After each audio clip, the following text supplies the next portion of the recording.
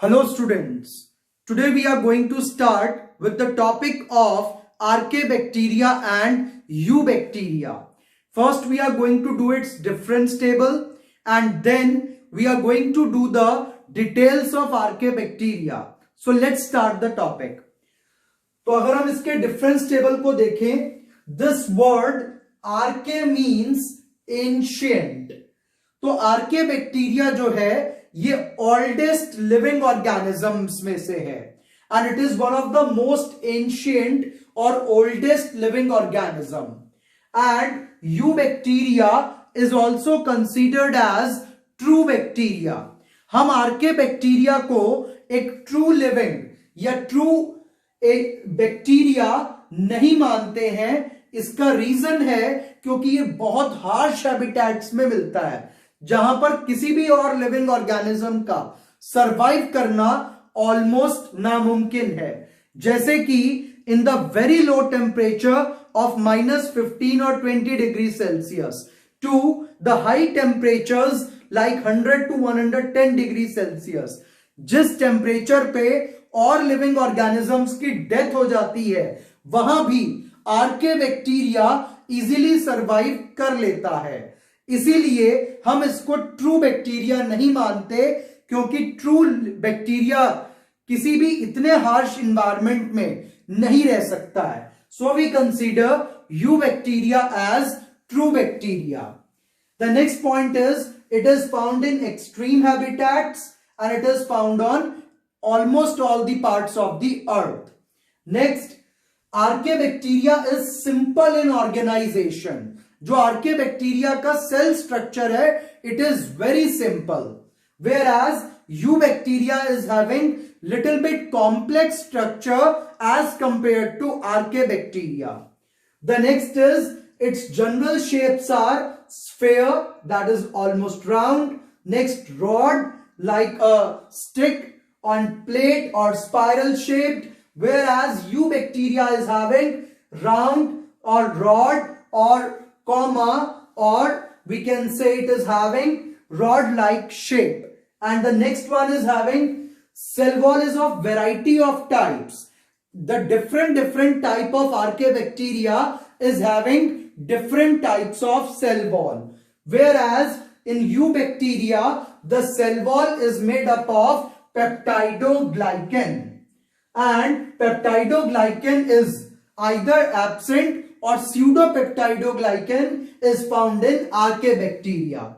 Muramic acid is absent in Archaebacteria but it is present in cell wall of Eubacteria.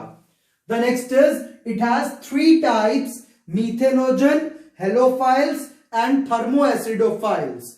Whereas Eubacteria is of two types. We have divided the true bacteria into two types, that is gram positive and gram negative. We have also done this category in our previous lecture. Next, introns are present and introns are absent in Eubacteria. What is intron? For example, यहां पर समझिएगा, ये हमारे पास एक DNA है. DNA से copy होकर बनता है आरएनए और आरएनए में दो टाइप के सेगमेंट्स होते हैं. सपोज करते हैं this part which I am shading now is working segment and this working segment is known as exon. और आरएनए का जो हिस्सा नॉन वर्किंग होता है, नॉन वर्किंग मतलब जो प्रोटीन बनाने में हेल्प नहीं करता, वो हिस्सा कहलाता है इंट्रॉन. तो इसके आरएनए में, आर्केबैक्टीरिया के आरएनए में इंट्रॉन्स मिलते हैं जबकि यूबैक्टीरिया में वो नहीं मिलते हैं. नेक्स्ट, इसके अंदर during the respiration Krebs cycle and glycolysis absent होते हैं. तो ये ट्रूली रेस्पायर नहीं करता है, जबकि यूबैक्टीरिया में glycolysis and Krebs cycle respiration के टाइम पर होते हैं और ये दोनों साइकिल रेस्पायरेशन के समय पर एनर्जी प्रोड्यूस करने में हेल्प करते हैं। Next, RNA polymerase is complex. जो आर्के बैक्टीरिया है उसमें जब डीएनए से आरएनए बनता है तो उसके लिए एक एंजाइम की जरूरत पड़ती है जिसका नाम है RNA polymerase.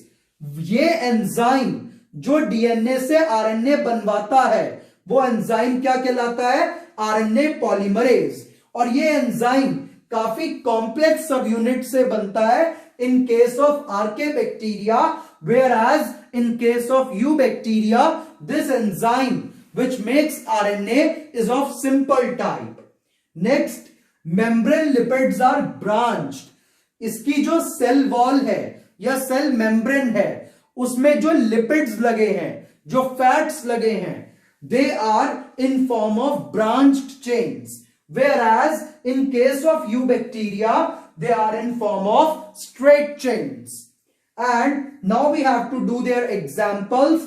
Example is Halobacterium, Thermoplasma, Ferroplasma, Thermoproteus for the Archaebacteria, Clostridium, Bacillus, Sporohalobacter for Eubacteria.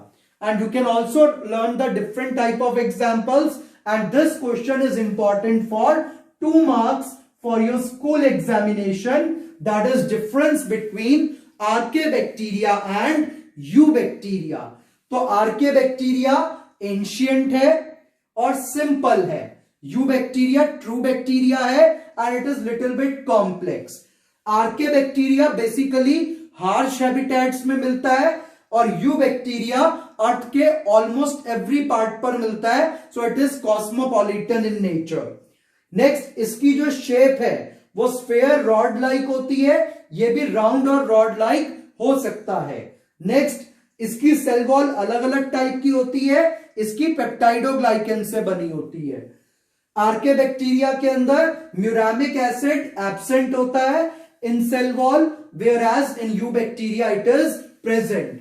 आर्केबैक्टीरिया 3 type का और यूबैक्टीरिया 2 टाइप्स का।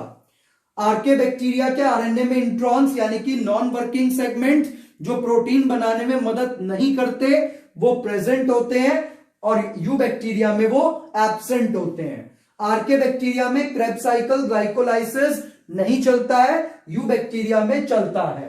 और आरएनए पॉलीमरेज यानी कि डीएनए से आरएनए बनाने वाला एंजाइम आर्केबैक्टीरिया का कॉम्प्लेक्स है और यूबैक्टीरिया का सिंपल है। इसकी मेम्ब्रेन लिपिड्स ब्रांच्ड हैं और यूबैक्टीरिया की स्ट्रेट चेन है।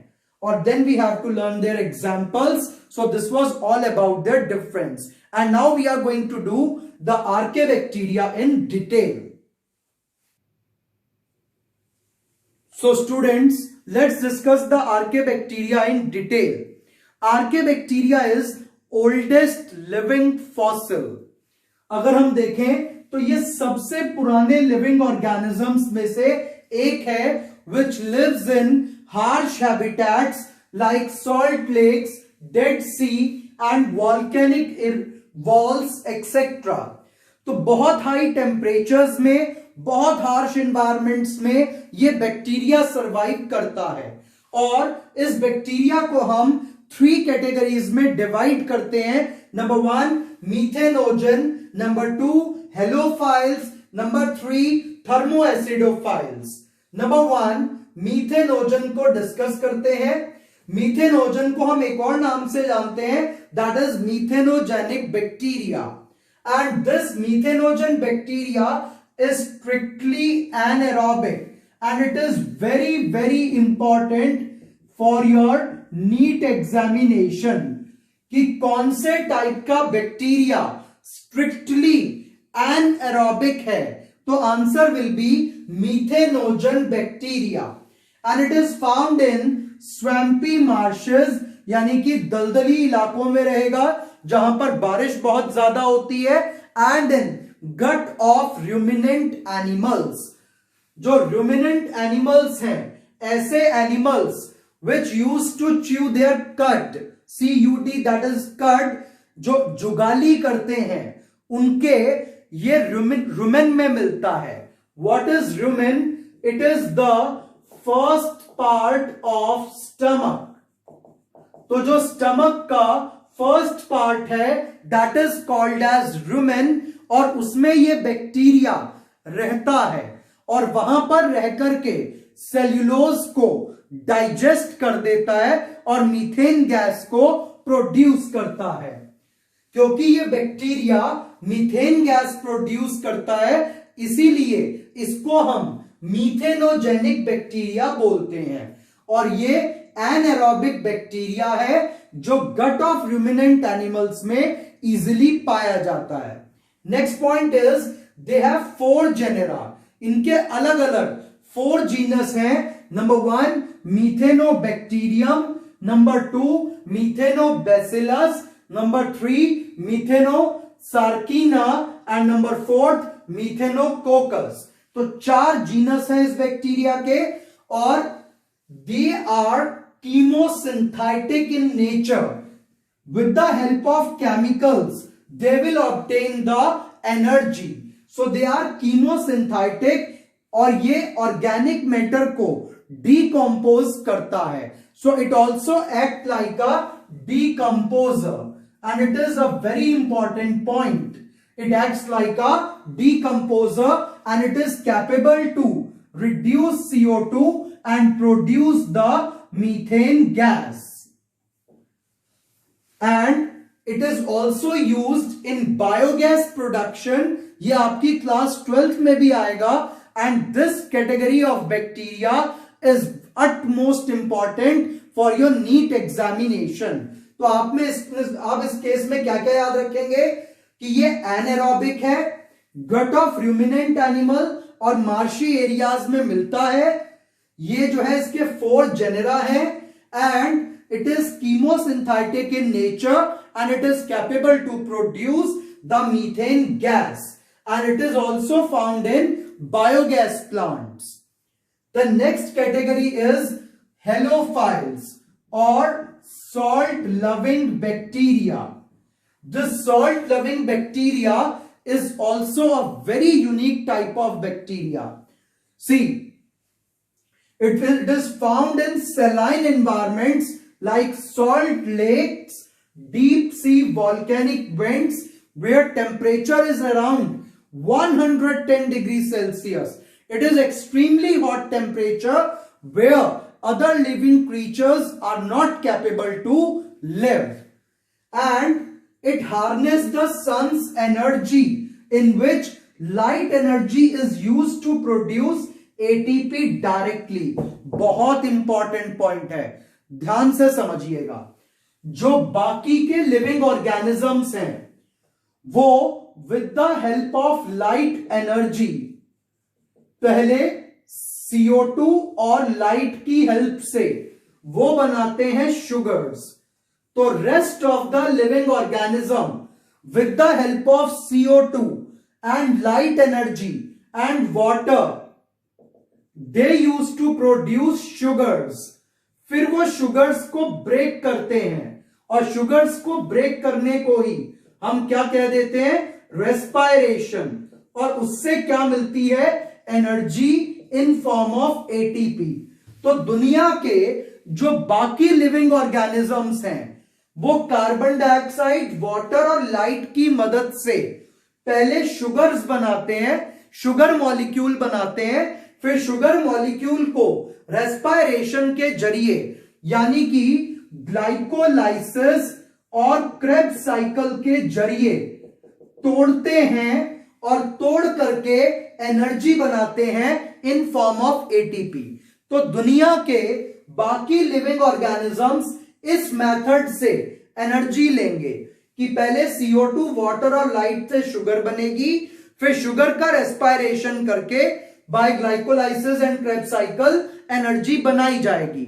लेकिन ये हेलोफाइल एक ऐसा लिविंग ऑर्गेनिज्म है जिसको इस प्रोसेस को फॉलो नहीं करना होता। ये डायरेक्टली लाइट एनर्जी से ATP बना देगा। तो ना तो इसको फोटोसिंथेसिस करनी है और ना ही इसको रेस्पायरेशन करना है, ये डायरेक्टली ATP बना करके रख लेगा लाइट से। तो ये अपने आप में एक बहुत यूनिक ऑर्गेनिज्म हो जाता है। And its example are halobacterium, halococcus etcetera. तो हेलोफाइल्स बहुत इंपॉर्टेंट है क्योंकि इनको फोटोसिंथेसिस, ग्लाइकोलाइसिस, क्रेब्स साइकिल ये सब करने की जरूरत नहीं पड़ेगी। ये डायरेक्टली लाइट एनर्जी से एटीपी जनरेट अपने लिए कर लेगा। The next one is thermoacidophiles. It is last category of archaebacteria.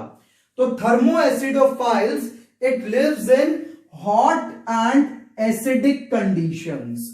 तो जो बहुत गर्म एरिया है और बहुत एसिडिक इन्वायरमेंट्स हैं, ये वहां भी सरवाइव कर लेता है, like deep sea hydrothermal vents and hot sulphur springs. ऐसी जगहों पे ये इजीली रह सकता है, और जहां पर टेम्परेचर 80 डिग्री सेल्सियस से लेकर के जो पीएच है वो बिटवीन 1 to 2 रहता है। तो इतनी हार्श कंडीशन में भी ये बैक्टीरिया सरवाइव कर सकता है। एंड अंडर एरोबिक कंडीशंस, जब ऑक्सीजन प्रेजेंट होती है तो ये सल्फर को ऑक्सीडाइज करके सल्फ्यूरिक एसिड बना देता है। तो सल्फर को ऑक्सीडाइज किया और सल्फ्यूरिक एसिड और एनर्जी को जनरेट कर दिया।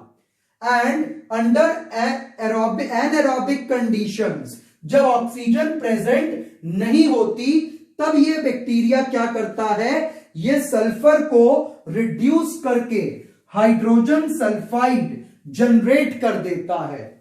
And its examples are sulfolobus, thermoplasma, thermoproteus etcetera.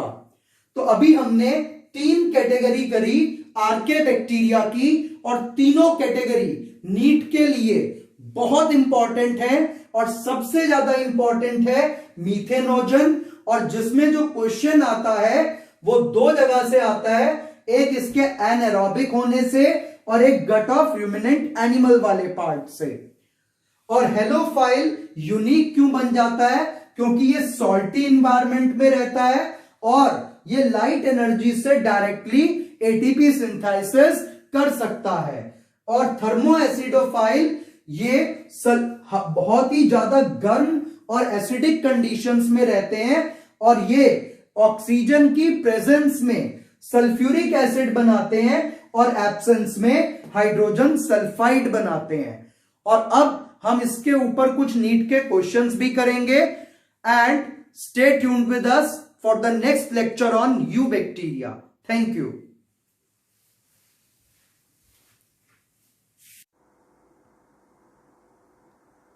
So students, let's do certain questions of NEET. In NEET 2013, this question has came, which of the following are likely to be present in deep sea water? बहुत गहरे समुद्र के पानी में इनमें से कौन से टाइप का बैक्टीरिया मिल सकता है? तो ऐसे हार्श इन्वायरमेंट में आर्के बैक्टीरिया ही रह सकता है। So its correct answer will be A. So let's do the next question. ये क्वेश्चन 2014 और 15 में आए हुए हैं, जब CBSE AIPMT होता था instead of NEET. So in 2014 we have got a question, Archaebacteria differs from Eubacteria in. आर्केबैक्टीरिया और यूबैक्टीरिया में मेनली किस चीज़ का डिफरेंस होता है? तो सेल मेम्ब्रेन के स्ट्रक्चर का। आर्केबैक्टीरिया के अंदर सेल मेम्ब्रेन के अंदर पेप्टाइडोग्लाइकन नहीं मिलता है, जबकि यूबैक्टीरिया में मिलता है। Next, the gut of cow and buffalo possess. तो बिल्कुल डायरेक्ट आंसर है, that is methanogen bacteria, because cow and buffalo are ruminant animals और उनके गट के अंदर मीथेनोजेनिक बैक्टीरिया मिलता है। So let's do the next question. This question has came in 2016। NEET 2016 के अंदर 2 क्वेश्चंस इसी टॉपिक से आए, तो कितना इंपॉर्टेंट है आप खुद समझ पा रहे होंगे। The first question is, the primitive prokaryotes responsible for the production of biogas from the dung of ruminant animals includes. तो बायोगैस का पार्ट होता है मीथेन गैस, और मीथेन गैस को बनाता है bacteria methanogen. The next question is, methanogens belongs to. Methanogen किसको belong करता है? अभी हमने पढ़ा था कि आर्केबैक्टीरिया को हमने 3 ग्रुप्स में डिवाइड किया था, और उसमें से फर्स्ट ग्रुप था मीथेनोजन, तो आर्केबैक्टीरिया को ही बिलोंग करेगा मीथेनोजन। तो ये नीट 2013, 14, 15, 16 हमने चारों ईयर्स के क्वेश्चन कर लिए हैं. And now we are going to do some practice questions for upcoming examinations. We are seeing 4 different shapes of the bacteria in question first. तो इनमें से जो ए टाइप का बैक्टीरिया है that is round, it means cocci है. Number 2, it is rod shape, so bacilli hai. Third one is spiral and fourth one is comma shape, that is vibrio. So its correct option will be B, that is cocky, bacilli, spirilla and vibrio. The next question is some bacteria thrive in extreme environmental conditions. इनमें से कौन सा bacteria extreme environmental conditions में पाया जाएगा? तो देखते ही answer पता चल रहा है, that is C, Archaebacteria. Next, out of the following conditions which would be followed by thermoacidophile. तो thermoacidophile कहाँ पर रहते हैं? Hot sulfur spring. So its answer will be again C, that is hot and sulfur springs. So question number 10 answer is B, 11 answer is C and 12 answer is C.